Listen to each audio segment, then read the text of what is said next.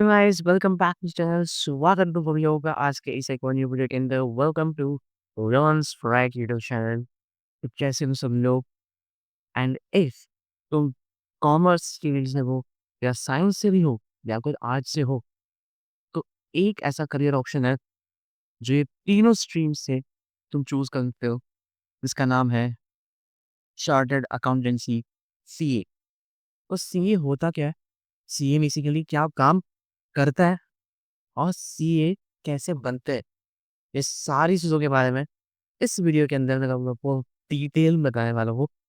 जिसमें तुम लोग को बताऊँ कि सीए बनने के लिए कितना खर्चा आता है, सीए बनने के बाद कितना कमा सकते हो एंड सीए बनने के लिए कौन से सब्जेक्ट्स पढ़ने पड़ते हैं, उनमें क्या चीज़ें पढ़नी पड़ती है और किस तरीके से सीए बना जाता है।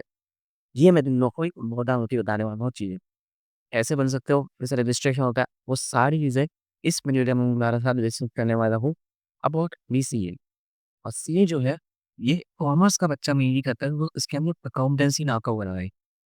तो हाँ, एक कॉमर्स के बच्चा इसको रिलेटिवली ईज़ी समझ सकता है, लेकिन वही एक साइंस और आर्ट्स के बच्चे के लिए थोड़ा डिफिकल्ट होता है। इसका मतलब ये नहीं है कि साइंस का बच्चे कर नहीं करता। बहुत सारे साइंस के बच्चे ही उन्होंने चार्टर्ड अकाउंटेंसी पूरी करी है और आज सीए बने।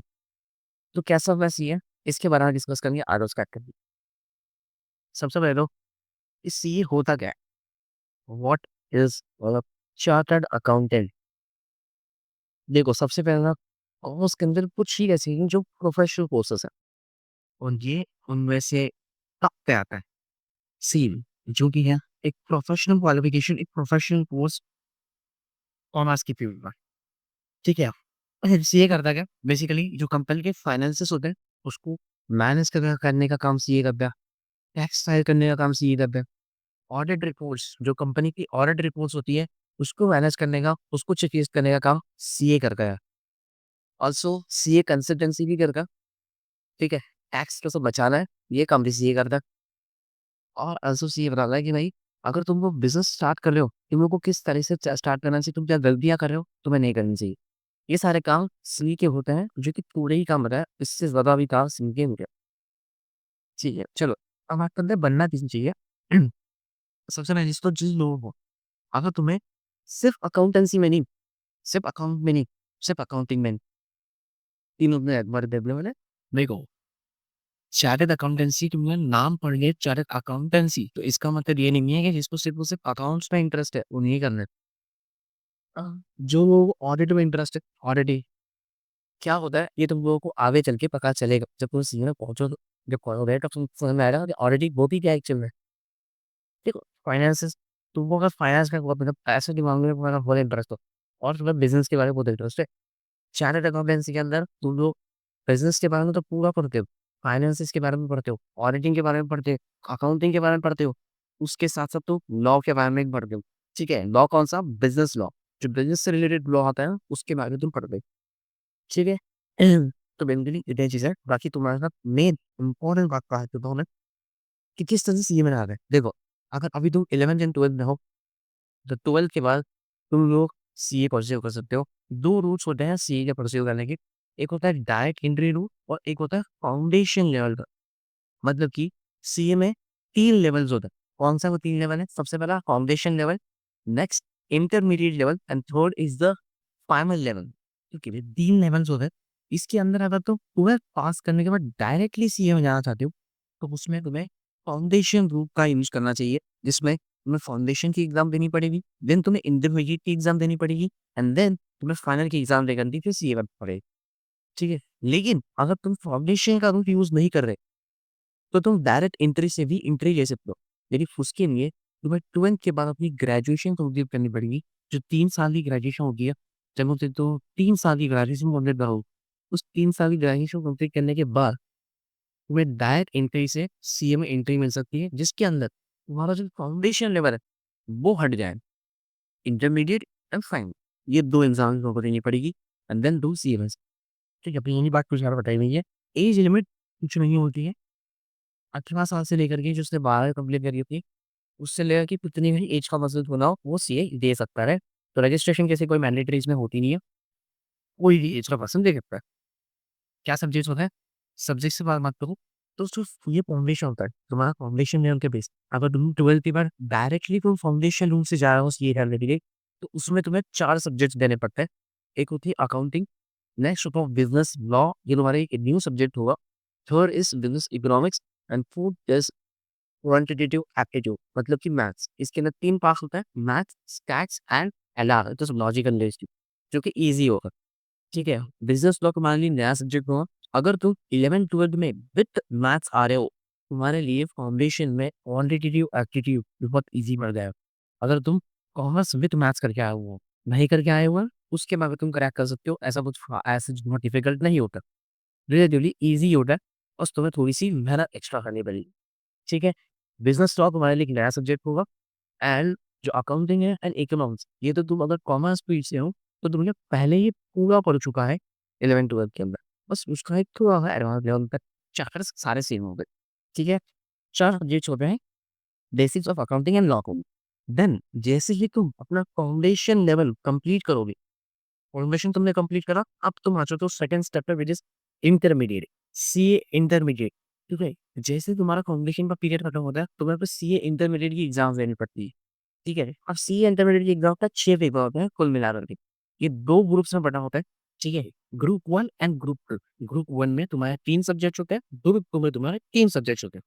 अब तुम्हें अगर एग्ज़ाम्स देनी है, तो तुम दोनों ग्रुप एक साथ मतलब कि 6 सब्जेक्ट्स एक साथ एग्ज़ाम दे सकते हो, वरना 3 पेपर्स के पहले फॉरवन बुक और दूसरा बुक तुम बात हो सकते हो। ये तुम्हारे ऊपर है, तुम्हारी चॉइस पे। ठीक है? 6 सब्जेक्ट्स होता है। कौन सा होता है? ये जो पहला बुक होता है, इसके अंदर एडवांस अकाउंटिंग होती है, जो तुमने फाउंडेशन में अकाउंटिंग पढ़ी है, उसकी एडवांस लेवल पे अकाउंटिंग होती है, तो उसे कहते हैं हम लोग एडवांस अकाउंटिंग। सेकंड पेपर होता है टैक्सेशन का, जिसमें तुम पूरा का पूरा टैक्स समझते हो।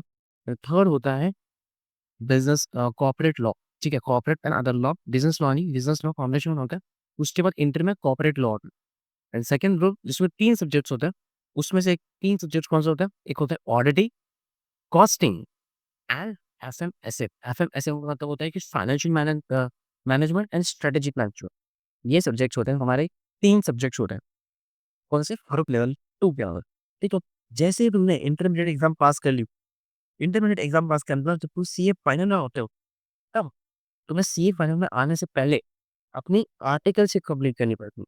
मतलब कि जैसे ही तुमने सीए इंटरमीडिएट की एग्ज़ाम्स दे दी, उसके बाद तुम्हें एक 1 महीने की आईटीटी ओसी की ट्रेनिंग होती है, जिन लोगों को कंप्यूटर बेस्ड ट्रेनिंग होती है, जहाँ पे तुम लोगों को एक्सेल एंड माइक्रोसॉफ्ट वो सारी चीज़ें तुम लोगों को समझाई जाती है। और क्या चीज़ें? एक्सेल जो होता है और एमएस एक्सेल जो होता है और एमएस एक्सेल ऑल्सो जो कंप्यूटर लैंग्वेजेज़ होती हैं, जो कंप्यूटर लैंग्वेज होती है, वो कुछ चीज़ें हम लोग को यहाँ पे बताई जाती है, समझाई जाती है, इस 1 महीने की ट्रेनिंग के। उसके बाद तुम लोग को आर्टिकलशिप करनी पड़ती है 2 साल की, ठीक है? 2 साल की आर्टिकलशिप करनी पड़ती है एक एक्सपीरियंस सीए के अंदर, जो पहले से एक सीए बन चुका है। उस सीए के अंदर तुमको 2 साल ट्रेनिंग करनी पड़ेगी, चीज़ें सीखनी पड़ेगी कि कैसे चीज़ें काम करती हैं, कैसे चीज़ें वर्क करती हैं, ठीक है? ये 2 साल की ट्रेनिंग होती है तुम्हारी, कंप्लीट करनी पड़ेगी और इस 2 साल की ट्रेनिंग में तुम लोग को कुछ पैसा नहीं मिलता है, ठीक है? मंथली तुम अराउंड ₹10,000, ठीक है? ₹10,000 तुम्हारी सैलरी होती है, स्टाइपेंड होती है जिसको हम लोग कहते हैं। ठीक है, ये दोनों को मिलती है। उसके बाद जैसे तुम्हारी 2 साल की ट्रेनिंग खत्म हुई, फिर तुम्हारे सीए फाइनल के एग्ज़ाम्स स्टार्ट हो जाए। सीए फाइनल में भी कुल मिलाकर के 6 पेपर होते हैं, ठीक है? एडवांस टॉपिक्स के एंड जो तुम्हारे इंटरमीडिएट में कर गया है, उसका पूरा एडवांस लेवल है। बस लॉ नहीं है, ठीक है? लॉ नहीं होता, लेकिन वही 6 पेपर्स यहाँ पे होता है। 2 ग्रुप्स के अंदर, एक ग्रुप में 3 पेपर, दूसरे ग्रुप में 3 पेपर्स, ठीक है? इस तरह से 6 पेपर्स हो गए। और जब तुम इसे भी क्रैक करते हो, तब तुम बन जाते हो एक चार्टर्ड अकाउंटेंट। ठीक है, अब चलो ये इतनी चीज़ें समझ में आ गई। चलो फीस समझे मैं तुम लोगों को बता दूँगा। बट एक चीज़ तो मैं बतानी भूल ही गया कि भैया पास होने के लिए क्या चाहिए? देखो, अगर तुम सी फाउंडेशन के अंदर हो, तो इसका थोड़ा-सा समझ लेना। ठीक है, बिकॉज़ थोड़ा-सा अजीब ही है ये, हाँ, लेकिन अच्छा है। देखो, अगर तुम सी फाउंडेशन के अंदर ठीक है, अगर तुम सी फाउंडेशन के अंदर हो, तो तुम्हारे पास 4 पेपर होता है, ठीक है? ईच पेपर की एग्ज़ाम जो तुम्हारी होती है, वो 100 मार्क्स की होगी। रुक जाओ मैं इसको ना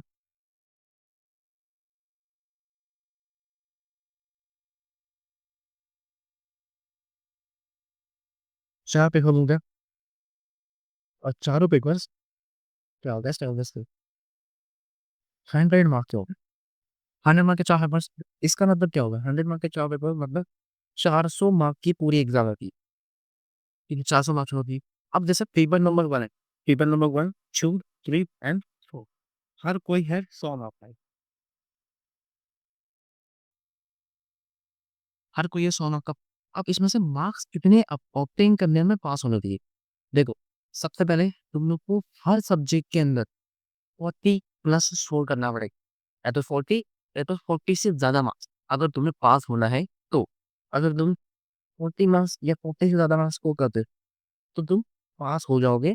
लेकिन इसमें भी एक कंडीशन है कि अगर तुमने सभी सब्जेक्ट में 40 मार्क्स लेके आ गए, तो तुम सभी इंडिविजुअल सब्जेक्ट में तो पास हो गए। इंडिविजुअल सब्जेक्ट में तो तुम पास हो गए, 40-40 मार्क्स ला करके। लेकिन तुम्हारे टोटल कितने मार्क्स बने? 160 टोटल मार्क्स बन गए तुम्हारे 160। लेकिन तुमको एक्चुअल में टोटल मार्क्स चाहिए कितने? 200। इंस्टीट्यूट कहता है कि तुम लोग को 200 मार्क्स से 400 मार्क्स में से अगर तुम्हें पास आउट हो, क्या कहना है तुम लोग को फिर से समझा देता हूँ। देखो, 4 सब्जेक्ट्स होता है, ठीक है? चारों सब्जेक्ट को पास करने के लिए तुम्हें हर सब्जेक्ट के अंदर 40 प्लस मार्क्स स्कोर करने पड़ेंगे, ठीक है? ये पहली कंडीशन। और दूसरी कंडीशन ये है कि चारों सब्जेक्ट्स के मार्क्स को मिला करके तुम्हें 200 से ज़्यादा मार्क्स स्कोर करने पड़ेंगे। अगर तुमने दोनों कंडीशंस फुलफिल कर दी, तो तुम सी कंडीशन पास कर जाओगे। अगर इसमें से तो किसी एक सब्जेक्ट के अंदर भी 40 में से 1 मार्क भी तुम्हारा कम हो गया, अगर 59 मार्क्स भी मिल गए, तुम पूरे के पूरे चारों सब्जेक्ट में फेल माने जाओगे और तुम्हें वापस से चारों सब्जेक्ट्स की एग्ज़ाम्स वापस देनी पड़ेगी। समझ में आया? और अगर तुम सभी सब्जेक्ट्स के अंदर 40 प्लस मार्क्स लेके आ गए हो, लेकिन 200 नहीं अचीव कर पाते, 400 में से तुम्हें 199 मार्क्स मिल जाते, तो तुम फेल डिक्लेयर कर दिए जाओगे और तुम्हें एग्ज़ाम्स वापस देनी पड़ जाएगी। ठीक है? इस तरीके का इसका गेमिंग से, ठीक है? रही बात तुम्हारे इंटरमीडिएट की, तो इंटरमीडिएट में भी सेम सिचुएशन होती है। ठीक है? इंटरमीडिएट में भी सेम सिचुएशन होती है। इंटरमीडिएट एंड फाइनल में ज़्यादा सेम होता है। तुम लोग को थोड़ा समझा देता हूँ मैं इंटरमीडिएट का। देखो, इंटर में होती है 2 ग्रुप्स। इंटर में 2 ग्रुप्स होते हैं। ग्रुप 1 एंड होता है ग्रुप 2। हर ग्रुप में 3 पेपर्स होता है। मैंने आपको बताया, हर ग्रुप में 3 पेपर्स होता है। 1, 2, 3। ठीक है? अब हर पेपर 100 मार्क्स का होता है, 100 मार्क्स का।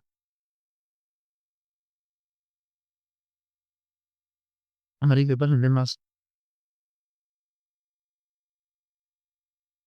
अब तुम्हें इसमें भी सेम ही क्राइटेरिया है, तुम्हें हर पेपर में 40 मार्क्स तो और फेल करनी पड़ेगी।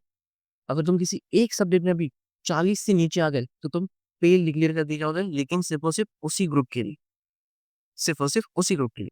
जैसे अगर मैंने यहाँ पे 40 मार्क्स लेके आ गया, यहाँ पे मैंने कोटे लिखे ना, गिना दो मैं कोटे लिख, ठीक है? तो ये ग्रुप कितने मार्क्स का वो कोटा, ये 300 मार्क्स का टोटल ग्रुप है, ठीक है? तुम्हें 300 में से कितने ऑब्टेन करने हैं? कितने ऑब्टेन करने हैं? 150 को आने ही चाहिए। 300 में से 150 आने चाहिए। लेकिन जब मेरे यहाँ पे 40, 40, 40 बन रहे हैं, तो कितने बन रहे हैं? 1 तो मैं क्या इसमें वो मैं फेल हो गया? हाँ जी। हाँ जी, आप फेल हो गए। आप फेल हो गए हैं इस ग्रुप में। आपको कितने लाने हैं? आपको 300 में से 150 लाने हैं, मिला कर दें। एग्रीगेट में तीनों सब्जेक्ट्स को मिला करके 150 आना चाहिए और इंडिविजुअली 40 से ज़्यादा आना चाहिए। अगर किसी एक सब्जेक्ट में भी 40 से नीचे आ गए, तो पूरे ग्रुप के लिए, पूरे तीनों पेपर्स के लिए फेल। या फिर तीनों सब्जेक्ट्स में 40, 40, 40 क्रॉस कर गए, लेकिन 150 क्रॉस नहीं कर पाए, तो भी फेल। ठीक है? ये दोनों कंडीशंस होती है। लेकिन इसमें एक ट्विस्ट होता है कि अगर सपोज़ कर लो आपने दोनों बुक एक साथ दिए। एक-एक ग्रुप करके नहीं दिया आपको, इंडिविजुअली नहीं दिया, दोनों बुक्स एक साथ दे दिए। तो इसमें क्या होएगा, अगर तुम्हारे इस ग्रुप में लेट्स सपोज़ मान लो यहाँ पर तुमने 60 मार्क्स ले लिए, यहाँ तुमने लिए 40 मार्क्स, यहाँ तुमने सपोज़ करो 52 मार्क्स 50 मार्क्स लिए। तो तुम्हारे कितने बन गए? 150 बन गए। और मैं मानता हूँ चलो 150 रुक जाओ। लेट्स सपोज़ तुमने यहाँ पे 90 मार्क्स अटेम्प्ट कर लिए, 90, यहाँ 80 आ गए, यहाँ 50 आ गए, ठीक है? हमारे अंदर हमें आ गए, ठीक है? तो कितने बन गए तुम्हारे यहाँ पे?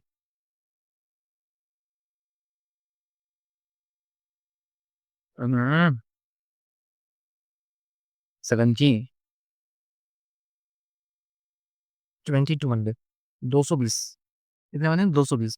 अगर तुम्हें 220 मिल रहा है पीएन से वैसे, तो भैया अगर मैं दोनों ग्रुप दे दिए तो मुझे एक ग्रुप में तो 120 मिल रहा है और दूसरे ग्रुप में मेरे को 220 मिल रहा है। तो क्या मैं सेकंड ग्रुप में पास हो जाऊँगा और फर्स्ट ग्रुप में फेल हो जाऊँगा? तो नहीं, ऐसा नहीं हुई। इस सिचुएशन में क्या होता है, अगर तुम्हें एक ग्रुप के अंदर, जैसे यहाँ पे ग्रुप 2 के अंदर तुम्हें 220 मार्क्स मिल गए या ग्रुप 1 के अंदर 120 मार्क्स मिल गए, तो यहाँ मार्क्स को सेट ऑफ कर दिया है। मार्क्स सेट ऑफ होते हैं। इसका मतलब क्या है? ये जो 220 मार्क्स है ना, इसको ये 120 मार्क्स का सेट ऑफ कर दिया जाएगा और इस 120 मार्क्स को 150 मार्क्स कर दिया जाएगा और यहाँ को भी आपको यहाँ से मतलब जो 200 मार्क्स है, इन 200 मार्क्स में से कुछ मार्क्स को निकाल करके उस 120 के अंदर डाल दिया जाएगा और उसको 150 बना दिया जाएगा और फिर इसके बाद आप पास जाओ। इसके बाद आपको दोनों ग्रुप्स में पास कर दिया जाएगा और आप ग्रुप 2 पास, इंटरमीडिएट पास कर जाओ और सीधा सीए फाइनल पहुँच जाओ। बातें क्लियर हुई? बातें क्लियर हुई? आई होप क्लियर हुई होगी। ठीक है, मैं दोबारा मैं डिटेल में करेगा। मतलब ऐसे ही होता है। ठीक है, चलो आप एनरोल करोगे, आप सीए कोर्स में चले जाओगे, तब आपको आपके टीचर्स जो कोचिंग से आप जाओगे, वहाँ तक आपको टीचर्स भी आपके बता देंगे आपको कैसे करना है।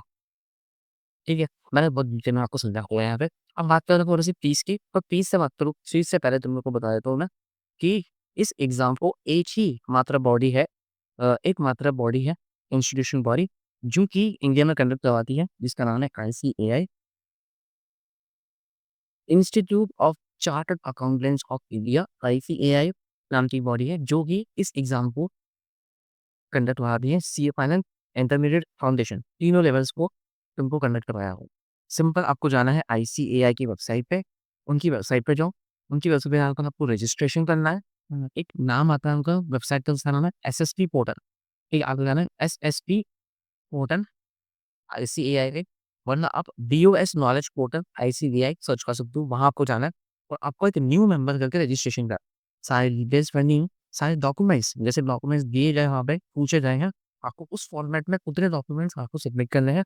एक फीस आएगी आपको, स्टार्टिंग फीस आपकी 9,000 रुपीज़ होती है रजिस्ट्रेशन के लिए और 9,000 रुपीज़ की फीस आपको पे करनी है एंड उसके बाद आपका रजिस्ट्रेशन कंप्लीट हो जाएगा। लेकिन याद रखना, कोई भी इन्फॉर्मेशन आपकी इनकरेक्ट नहीं होनी चाहिए, सारी इन्फॉर्मेशन करेक्ट होनी चाहिए। 9,000 रुपए देकर के आप रजिस्ट्रेशन कर सकते हो। उसके बाद आपके घर पे ही जहाँ आपने एड्रेस दिया है, उस एड्रेस पे आपके बुक्स भी डिलीवर हो जाएँगी। ठीक है? बुक्स भी उसी आपके घर पे डिलीवर हो जाएँगे, एड्रेस पे डिलीवर हो जाएँगे। सारे बुक्स आपको फ्री में मिलेंगे। वो उसके उसमें कोई भी आपको एक्स्ट्रा चार्जेस देने की ज़रूरत नहीं है। एक कूपन आपको मिलेगा ईमेल पे, उस कूपन को आपको ज़्यादा गिफ्ट वहाँ पे अप्लाई करना है, जहाँ से आप बुक्स ऑर्डर करते हो। बुक्स को आपको ऑर्डर करना है सीडीएस पोर्टल, ठीक है? सीडीएस आईसीएआई नाम का एक पोर्टल है। उस पोर्टल पे आकर के उस वेबसाइट पे आ जाए, आप लोग अपनी बुक्स को ऑर्डर कर सकते हो वहाँ पे। उस कूपन को लगाओगे तो आपको फ्री में बुक्स मिल जाएगी, ठीक है? फ्री में बुक्स को ऑर्डर कर लो एंड देन आप अपनी पढ़ाई स्टार्ट कर सकते हो, ठीक है? कोचिंग्स के नाम से। ये कोचिंग्स कौन-सी कोचिंग अच्छी कोचिंग्स हैं, मैं उनके बारे में आपको बताऊँगा अभी थोड़ी देर में, ठीक है? इस तरह से आप जा कर के लॉगिन कर सकते हो। बाकी जब आपको आपको जब एग्ज़ाम फॉर्म फिल करना है, तब आपको एसएसपी पोर्टल sspiceai.org आप जा सकते हो। वहाँ पर आप पूरी तरीके से अपने मार्कशीट को डाउनलोड करना है, आपको रजिस्ट्रेशन करना है, आपको एग्ज़ाम फॉर्म फिल करना है, सारी चीज़ें आपको वहाँ पे मिल रही है, आप चेक कर सकते हो। सुनो, बात करते हैं फीस की, तो टोटल तुम्हारी फाउंडेशन में जैसे उनको कहा था 9,000 रुपए लगेगी, 12,000 तो नहीं बट 9,000 रुपए लगेगी। इसमें कोचिंग की फीस नहीं है इंक्लूडेड। इंटरमीडिएट में आपको 18,000 रुपए, जैसे आप कन्वर्शन पास करोगे, आपको इंटरमीडिएट में 18,000 रुपीज़ देने पड़ेंगे रजिस्ट्रेशन के लिए आईसीएआई को। फाइनल में आपको सिमिलरली 22,000 से 25,000 रुपीज़ तक देने पड़ सकते हैं। ठीक है, उसके बाद आपके स्टडी मटेरियल पूरी फ्री होती है। स्टडी मटेरियल जो आईसीएआई से माँगोगे उस वो पूरी फ्री होती है। कोचिंग के आपको पैसे देने पड़ेंगे, एग्ज़ाम फी आपको देनी पड़ती है 1500 रुपीज़, फाउंडेशन में 1500 रुपीज़ है, इंटरमीडिएट में 2000 रुपीज़ है और फाइनल में अलग चार्जेज़ है और आपको फिर आर्टिकल्स जो करनी पड़ती है वो अलग होती है, ठीक है जी? उसके बाद सबसे इम्पोर्टेंट चीज़ जो बच्चे बहुत पूछते हैं हमारे साथ कि क्या सीए में टफ है? तो इसका आंसर है येस, सीए बिल्कुल टफ है, सीए बहुत टफ है। लेकिन सीए उन्हीं लोगों के लिए है जो टफेस्ट लोग हैं। है तो टफ कोर्स लेकिन टफ पीपल्स के लिए टफ कोर्स बनाया गया है। अगर आप सहन कर सकते हो, आपके अंदर वो डिटर्मिनेशन है, आपके अंदर वो डिसिप्लिन है, आपके अंदर वो कंसिस्टेंसी है कि आप डेली बैठ के पढ़ सकते हो और पूरे 3-4 साल तक बैठ के पढ़ सकते हो। ये जुनून आपके अंदर है, इतनी बड़ी-बड़ी, इतने बड़े सिलेबस को आपको कवर करने का, तो बिल्कुल आप सीए में आ सकते हो एंड सी लाइफ में। ठीक है ना? कंसिस्टेंसी और सारी चीज़ आपको चाहिए। बात करते हैं सैलरी की, तो भाई सैलरी तो सब लोग पूछते हैं सैलरी कितने महीने की? देखो ये auditor, tax consultant, financial analyst या सीए को, जो तुम लोग को मैंने पहले बता दिया शायद मतलब वीडियो में कि क्या कहाँ करता है सीए, इससे ज़्यादा भी और काम होते हैं सीए के जो सीए करता है। कितनी सैलरी होती है सीए की? तो भाई साहब देखो 5 से 7 लाख रुपए यहाँ पे लिखा हुआ है, लेकिन इतना नहीं होता। 9 से 10 लाख रुपए पर एनम माने पूरे साल। 9 से 10 लाख रुपए पूरे साल की फीस होती है, सैलरी होती है।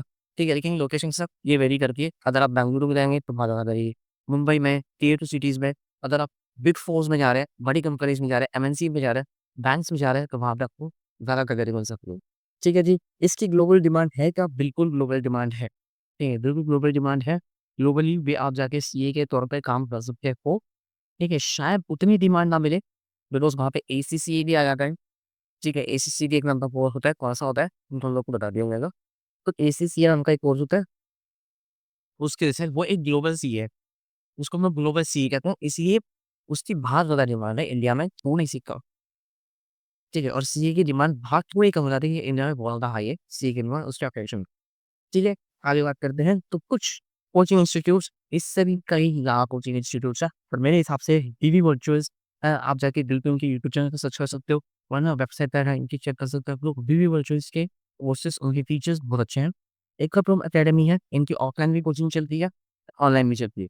नेक्स्ट इज़ सीए वाला, ठीक है, जो कि पीडब्ल्यू का ही एक पार्ट है सीए वाला, जो पीडब्ल्यू ने निकाला हुआ है, वहाँ आप जाके चेक कर सकते हो। इनके कोर्सेज़ काफ़ी अफोर्डेबल होते हैं और काफ़ी अच्छे भी होते हैं। ऑफलाइन, ऑनलाइन दोनों मिल जाएगा। एसपीसी यानी स्पोकन कटिंग क्लासेस, इनके भी ऑफलाइन और ऑनलाइन दोनों मिल जाएँगे। ठीक है, जाके आप सर्च कर सकते हो। वहीं कुछ एडवांटेजेस दिए हुए हैं। ठीक है, चलो, आई होप आप लोगों को वीडियो पसंद आई होगी, है ना? और आपको बहुत डिटेल में मैंने बता दिया भाई साहब कि क्या होता है सीए, कैसे बनना होता है, क्या चीज़ें हैं, क्या सब्जेक्ट्स आप पढ़ते हो, कैसे पासिंग क्राइटेरिया है and all of the things. और आपको कुछ और भी चीज़ें पूछना हो सीए से रिलेटेड, तो आप बिल्कुल कमेंट सेक्शन आपके लिए खुला हुआ है। आप बिंदास जाके कमेंट कर सकते हो, है ना? और मैं आपको वहाँ पे रिप्लाई कर दूँगा कमेंट सेक्शन के अंदर ही। अगर आपको कुछ एक्स्ट्रा डाउट है, तो नीचे टेलीग्राम चैनल का लिंक भी दिया हुआ है डिस्क्रिप्शन बॉक्स में। आप बिल्कुल टेलीग्राम चैनल पे आ सकते हो, वहाँ पे आप अपने डाउट्स पूछ सकते हो, है ना? मैं आपके सारे डाउट्स को क्लियर कर लूँगा। आप मेरे साथ पर्सनली भी कनेक्ट कर सकते हो अगर आपको कुछ एक्स्ट्रा डाउट्स भी है, सी से रिलेटेड पूछने के लिए कि कैसे करना है, क्या करना है, किस तरह से रजिस्ट्रेशन करना है वो भी। अगर आपको रजिस्ट्रेशन कैसे करना है, इस बारे में स्टेप बाय स्टेप जानना है, तो बिल्कुल आप कमेंट कर सकते हो, मैं डिटेल में बता दूँगा। ठीक है? मैं मिलता हूँ आपसे किसी अन्य वीडियो के अंदर। तब तक ख्याल रखना अपना।